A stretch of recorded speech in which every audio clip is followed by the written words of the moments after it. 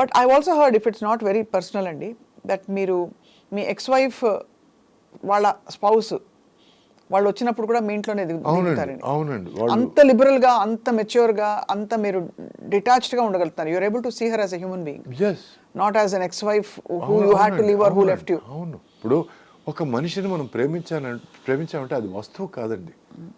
అది మీది అనడానికి, ఇప్పుడు మీది కాదు అనడానికి. She's a person. మీరు ప్రేమించినా ప్రేమించకపోయినా తర్వాత విడాకులు ఇచ్చినా తను షీఈ్ అ పర్సన్. తన వాల్యూ ఏమాత్రం తగ్గదు, ఏమి తీసిపోదు మనిషి. సో వెన్ యూ ఒక మనిషిని నేను నాకు అన్యాయం చేసింది, నన్ను వదిలేసింది కాబట్టి దాన్ని జన్మల మొహం చూడండి అసలు మనిషే కాదు అన్నప్పుడు అంటే నువ్వు ప్రేమించలేదని అర్థం. If you really love సంబన్ you don't hate them. Correct, very natural logic అది. yes నిజంగా నువ్వు ప్రేమించుంటే నీకు ద్వేషం రాదు. ఇప్పుడు నేను పెళ్లి చేసుకున్నాను, నేను ఇద్దరం కలిసి ట్రావెల్ చేసినప్పుడు ఇద్దరం కలిసి ఇంకో చోటకి వెళ్దాం అనుకున్నాము, మధ్యలో నా మనసు మారింది, మధ్యలో తన మనసు ఇక్కడ ఉన్న పరిస్థితి నుంచి దూరం అయింది. So we full apart. మా దృక్పథాలు మారినాయి. అప్పుడు కూర్చొని మేము నీకు నాతో ఉండడం ముఖ్యమా లేక ఇంకో చోట వెళ్ళిపోవడం ముఖ్యమా అన్నప్పుడు నాకు అక్కడ వెళ్తేనే బెటర్గా ఉంది, నాకు ఇక్కడ ఊపిరి పీల్చుకోలేకున్నాను, I'm like this is not my world అనేసింది. అన్నప్పుడు వాళ్ళ ఫ్రీడమ్ వాళ్ళకి ఇచ్చేయడం బెటర్. బట్ ఆ టైంలో బాధపడ్డారా సురేష్ గారు? చాలా బాధపడకుండా ఉండడం. కానీ ఒకటండి, నాలో ఒక చిన్న గీర ఉందండి. ఆ గీర ప్రతి మనిషిలో ఉండాల్సిన గీర అని నేను చెప్తున్నాను, చాటి చెప్తున్నాను. దయచేసి ఆ గీర ఉంచుకోండి అని. మిమ్మల్ని కావాల్సిన వాళ్లతోనే మీరు ఉండండి. నాతో లేకపోతే నేను దాన్ని ఏదో చేస్తాను, యాసిడ్ పోస్తాను అనే విషయాలు ఎప్పుడు రావు తెలుసా? నీలో నీ గీర ఉన్నప్పుడు, ఇది కాకపోతే ఎందుకంటే మంచిది వస్తుందని నీకు అనుకున్నప్పుడు, ఆ గీర నీకు ఉన్నప్పుడు నువ్వు నిన్ను కాదనుకున్న మనిషి మీద ఏమి చేయవు. ఒక మనిషికి చెప్పు, నువ్వు నేను ప్రేమిస్తున్నాను చెప్పడం తప్పులేదు, చెప్పాలి, చెప్తే కానీ తెలియదు వాళ్ళకి. బట్ వాళ్ళు నో అన్న తర్వాత ఆ తర్వాత తిరిగి కూడా చూడద్దు. అప్పుడే నువ్వు నిజమైన మగాడివి. మళ్ళీ తిరిగి ఆ అమ్మాయి వెనకాల తిరిగి స్టాకింగ్ చేసి నువ్వు నన్ను ప్రేమించకపోతే నేను చచ్చిపోతానని బ్లాక్మెయిల్ చేయడం, అంటే నీ మీద నీకు అంత చీప్ అభిప్రాయమా? అమ్మాయి లేకపోతే నువ్వు చచ్చిపోతావా? ఒంటరిగా నువ్వు బతకలేవా? అందుకేనండి నాకు కొందరు డైరెక్టర్లతో గొడవలు వచ్చాయండి. మీరు ఆ అమ్మాయి కాలేజీ వెనకాల మీరు పడి ఒక 2 సంవత్సరాలు తిరుగుతున్నాను, ఆ అమ్మాయిని లాగి లెంపకాయ కొట్టి మీరు అడుగుతారండి అన్న. ఏయ్ పరా, 2 సంవత్సరాలు నువ్వు వెనకాల తిరిగావంట, అమ్మాయికి తెలియదంట, అమ్మాయికి నువ్వు చెప్పి లాగి లెంపకాయ కొట్టి నీ వెనకాల 2 సంవత్సరాలు తిరిగానే, నువ్వు ఎందుకే నన్ను లవ్ నాట్ సురేష్ గారు, నాట్ మీ. దానికి వేరే హీరోని చూసుకోండి. ఒక అమ్మాయిని నువ్వు మాటలతో పడేయాలి, అమ్మాయిని సిన్సియారిటీతో పడేయాలి, అమ్మాయిని చేతలతో పడేయాలి, అప్పటికి పడకపోతే వదిలేయాలి. అంతేగాని ఇలా మగతనం లేదా? అమ్మాయి నిన్ను కాదంటే మళ్ళీ ఇంకా నన్ను ఎందుకు లవ్ చేయడం లేదు అని ఆల్ దట్ నాన్సెన్స్. అందుకే కొన్ని మెయిన్ స్ట్రీమ్ సినిమాలు అనుకునే మెయిన్ స్ట్రీమ్ సినిమాల్లో నేను భాగంగా లేనండి, because of all these feelings. అంటే I won't say blocks, but మీరు అది సినిమాగా కూడా స్వీకరించలేరు. నేను లేదండి, కథగా స్వీకరించారు. ఫస్ట్ సినిమా వదిలేయండి. That concept is not. మరి ఇంత మీరు స్ట్రాంగ్లీ ఒపీనియనేటెడ్ గా ఉన్నారు కదా సురేష్ గారు. ఇప్పుడు జస్ట్ ఇది అడగచ్చు అడగకూడదు తెలియదు, చాలా మంది హీరోలు వాళ్ళు వేసే డాన్స్ స్టెప్పుల్లో ఇప్పుడు లేటెస్ట్ గా దబిడి చూసారా? బాలకృష్ణ గారు అది కొంతమందికి వర్తిస్తుందండి, కొంతమందికి వర్తించదు. మీకు ఏమనిపిస్తుందని?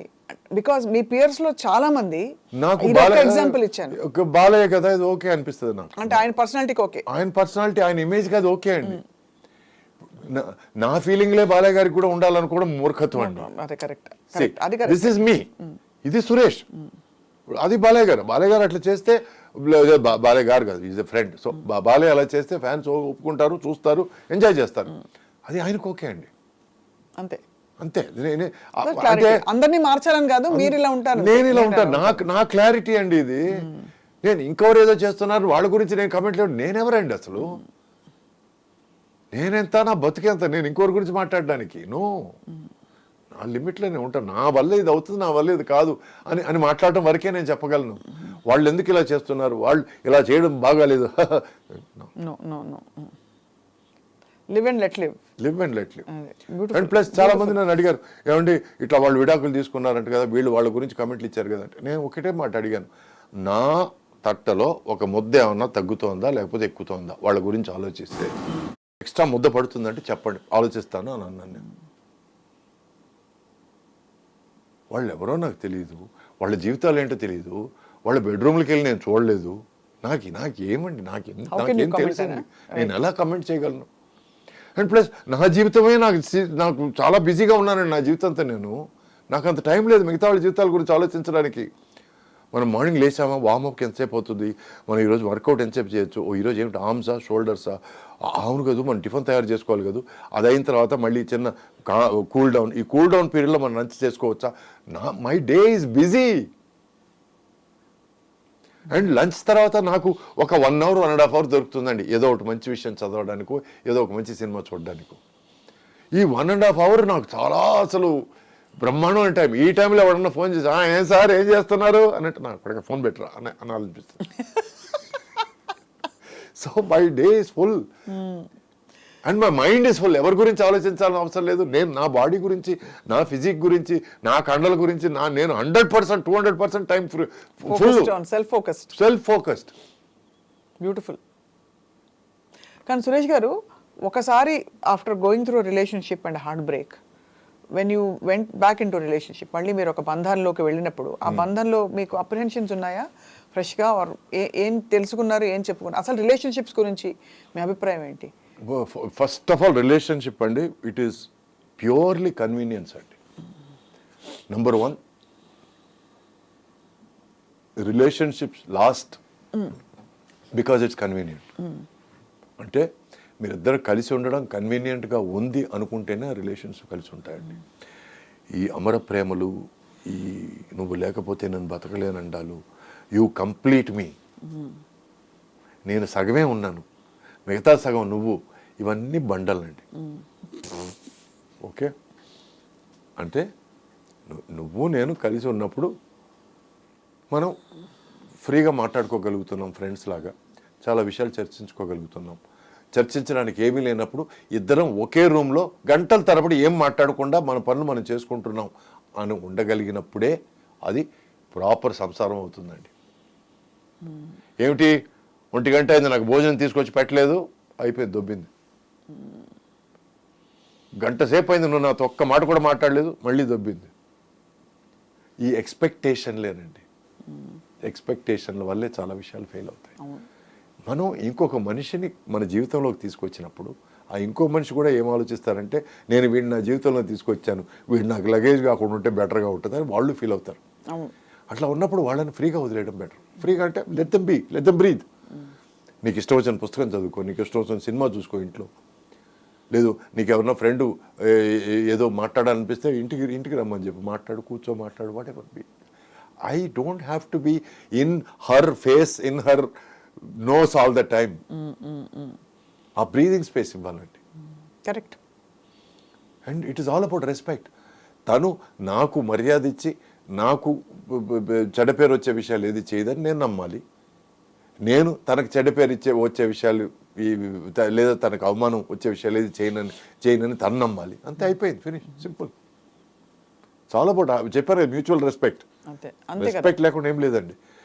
నాకు అంతకుముందు నా డైవర్స్ అయిన తర్వాత ఒక 2-3 విషయాలు ఆల్మోస్ట్ దగ్గరికి వచ్చి ఎందుకు ఫెయిల్ అయ్యాయంటే, నువ్వు మీ ఎక్స్-వైఫ్తో బాగా ఫ్రెండ్లీగా ఉన్నావా, కొంచెం నాకు I'm not happy with that అని అంటారు. అవన్నీ జరిగాయండి. దానివల్ల నేను ఓకే వద్దు, ఎందుకంటే నేను నా ఎక్స్-వైఫ్కి డైవర్స్ ఇచ్చాను తప్ప నా బిడ్డకి డైవర్స్ ఇవ్వలేదు కదా. He is my son, I will never let that go.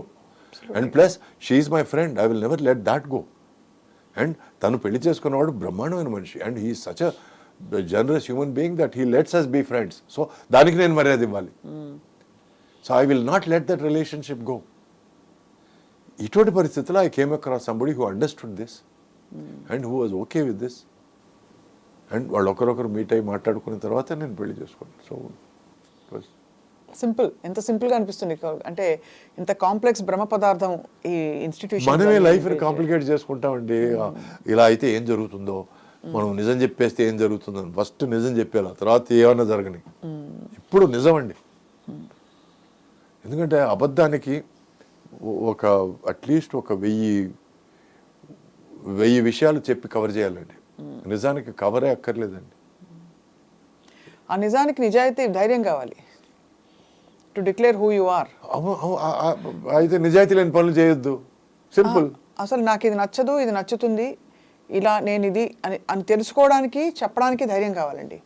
ఎందుకంటే మనం రెపర్కషన్స్ ఇలా చెప్తే అది పోతుందేమో, ఇది వీళ్ళు వెళ్ళిపోతారేమో, లేకపోతే వీళ్ళు వదిలేస్తారేమో, లేకపోతే ఈ ఆపర్చునిటీ వెళ్ళిపోతుందేమో అని చాలా మంది చెప్పరు బయటికి. సో అక్కడ చూస్తే యూ హ్యావ్ మొదటి నుంచి కూడా ఎక్కడ మీరు అందుకే తగ్గేదే లేదు, అంతే కదా. అయ్యో, అల్లు అర్జున్ బాగా ఇష్టం అండి నాకు. I love him as an actor and amazing actor, amazingly talented actor. మరి సో తగ్గేదే మ్యాటర్కి వస్తే నేను ఎందుకు తగ్గాలండి? ఇప్పుడు నాకంటే మీకు ఎక్కువ డబ్బు ఉండొచ్చు, నాకంటే మీరు ఒక పెద్ద ధనికుల ఫ్యామిలీలో పుట్టి ఉండొచ్చు, లేదు నాకంటే మీకు ఆపర్చునిటీస్ ఎక్కువ ఉండొచ్చు, కానీ మనిషిగా నేను ఏమాత్రం మీకు తగ్గనండి. స్ట్రాంగ్ స్పిరిచువల్ ఇది అది ఒక ఫిలాసఫీ అంటారా, లేకపోతే ఇంకా సెల్ఫ్ కేర్ అంటారా, సెల్ఫ్ లవ్ అంటారా? ఇట్స్ బేసిక్ ఫిలాసఫీ అండి. ఇప్పుడు ప్రతి మనిషి ఇలా ఆలోచిస్తే నెంబర్ 1 తన కోసం పాటుపడతాడు, నెంబర్ 2 తన ఫ్యామిలీ కోసం పాటుపడతాడు, నెంబర్ 3 తన సొసైటీ కోసం పాటుపడతాడు, నెంబర్ 4 దేశం కోసం పాటుపడతాడు. చాలు. ఇటువంటి ఆలోచన ఉంటే, ఇటువంటి నమ్మకం ఉంటే, తన మీద తనకు నమ్మకం ఇంపార్టెంట్ అండి. ఇప్పుడు ఈ క్యాస్ట్ ఫీలింగ్లు అవి ఇవి మాట్లాడతారు చూడండి, అది ఎక్కడి నుంచి వస్తుందో తెలుసా? తన మీద తనకు నమ్మకం లేకుండా తను ఎలాగైనా సరే వెళ్ళి ఒక గ్రూప్లో జాయిన్ అయిపోవాలి. మేము ఎవరో తెలుసా, మేము ఈ క్యాస్ట్ అనవసరం అండి. సో అందుకే అటువంటి ఫీలింగ్లు ఏమీ లేవు నాకు. నాకు పెద్ద మైసూర్ శేషయ్య సురేష్ బాబు నాయుడు అనే పేరుని నేను మొత్తం నరికేసి సురేష్ అని మాత్రం పెట్టుకున్నాను నేను. ఎందుకంటే తలా వద్దు తోక వద్దని. Because I'm Suresh. My family doesn't define me, my cast doesn't define me, I define my self. Tremendous ఏం చెప్పాలి మీకు, మదనం బాగా జరిగిపోయింది మీకు. అంతర్మదనం అంటే బాగా జరిగి I appreciate for that word. I appreciate you for that word. మీరు ఒక పాయింట్ కి వచ్చారు where you know your self, your best friend. Yes. And బహుశా నాకు అనిపిస్తోంది యాజ్ అ లిజనర్ టుడే, మీరు ఎంత చర్న్ అయిపోయారంటే, సురేష్ గారిని చూసుకునే వ్యక్తి ఎవరంటే సురేష్ గారు తప్ప ఎవరికి ఆ ట్రస్ట్ మీరు 100% ఇవ్వలేరు. You have to be your best friend and you decided to be your best friend. No matter you may have a wife, a son, but my wife is my best friend right now. Yeah. ఎందుకంటే నాకు ఆమె తప్ప ఎవరు friends లేరండి. kudos to her for because she is my best friend. నాకు మంచి అయినా చెడైనా ఏదైనా మాట్లాడుకోవాలనుకున్నా కూడా, ప్లస్ ఏదైనా నేను ఎక్కడైనా తప్పు చేసినా కూడా, తప్పు మాట్లాడినా కూడా, she is the first person to bring it up and my first apology will always be to her. ఎందుకంటే నాకు అపాలజీ అనేది ఇష్టం లేదు. నాకు అపాలజీ పరిస్థితికి నేను తీసుకొచ్చానంటే నేను తప్పు, అంత దరిద్రాన్ని తప్పు ఛీ అని అనిపిస్తుంది నాకు. I hate apologies, I hate saying sorry. But తప్పు జరిగితే I'm the first to say sorry. You have to own up to your mistake. That is very important. So తన మేధస్సుకు నేను జోహార్లు ఎందుకు చెప్తున్నానంటే, ఈ క్రేజీ మైండ్కి సింక్ అవడం చాలా కష్టం. అదే చెప్పాను ఇందాక, ఆవిడ నిజంగానే she must be very అంటే క్రేజీ అని అన్ను Suresh garu. That's not what I'm not audacious to say that, but you are a very unique and very ఎలా చెప్పాలి, self focused and self aware human being. చాలా తక్కువ మందికి అది ఉంటుంది. అలా ఉన్న వాళ్ళతో ఉండడం అంటే వాళ్ళు కూడా అదే టైప్లో ఉండకపోతే.